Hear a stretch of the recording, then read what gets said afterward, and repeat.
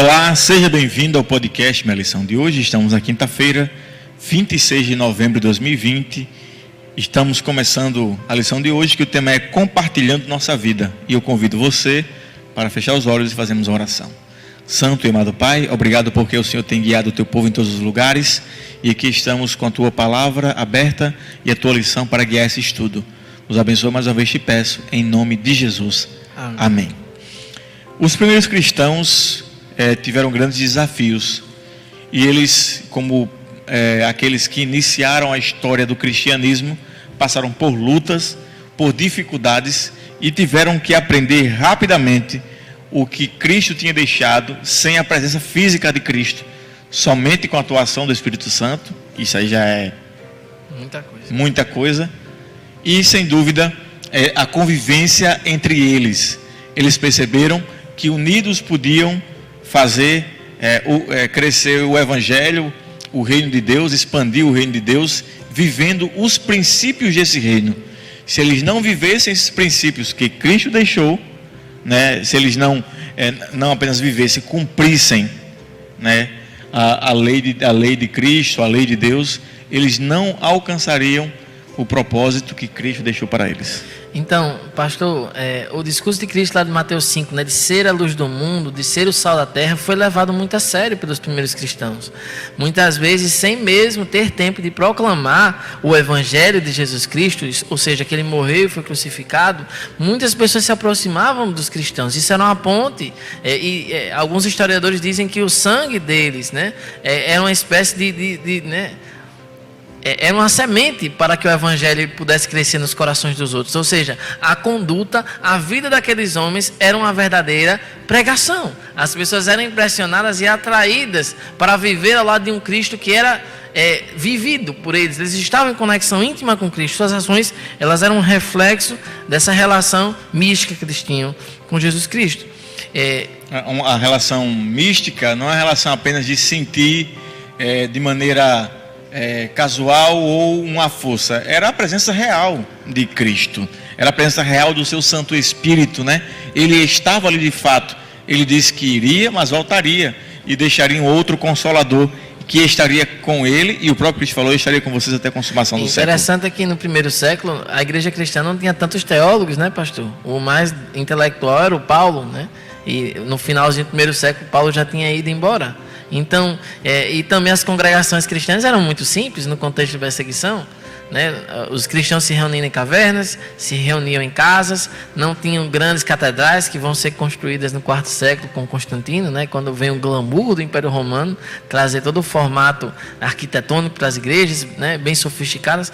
Ali nós ainda tínhamos uma vida. O cristianismo e pobreza eram quase que sinônimos, porque quase todos os cristãos, com exceção de alguns, eram pessoas comuns, e foram essas pessoas, pastor, que sem condições intelectuais absurdas, sem tanto conhecimento doutrinário, mas eles tinham uma vivência com Cristo, e essas pessoas simples que andavam pelas estradas, artesãos, né, padeiros, né, trabalhadores em comum do campo, foram essas pessoas as principais responsáveis pela expansão do Evangelho no primeiro século.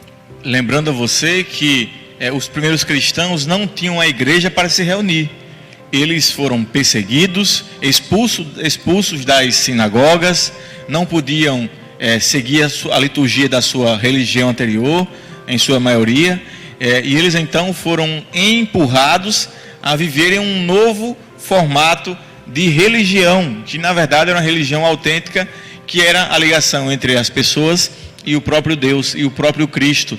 Então, a igreja essencialmente são as pessoas. É isso que a lição de hoje quer dizer. E quando eu compartilho a minha vida para outras pessoas, e eu estou com Cristo em mim, eu estou compartilhando Cristo também para outras pessoas. Então, naquele contexto, nós tínhamos o Evangelho sendo as pessoas que ali estavam, levando o reino para outras pessoas. Essa semana eu vi uma ilustração interessante. Tinha algumas crianças indo para a igreja, e tinha assim: pinte a igreja. E as crianças estavam pintadas, dizendo na ideia é que a igreja são as pessoas.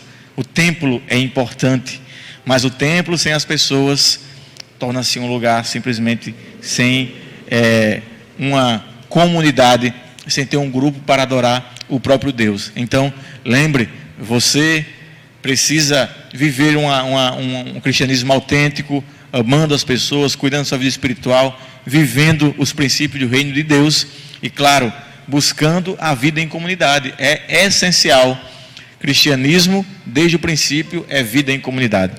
É interessante, pastor, como a palavra compartilhada aparece, né? Nessa quinta-feira no estudo da lição. O autor está preocupado com a dimensão do compartilhamento de tudo que nós temos, né? O apóstolo Paulo em Tessalonicenses fala que, olha, eu poderia receber dízimos de vocês, eu poderia receber isso nesse contexto de Tessalônica. Inclusive ele chega a dizer, né? Olha, por conta de tais coisas aqui eu não vou receber de vocês, mas eu poderia, é legítimo que os ministros do evangelho recebam por isso.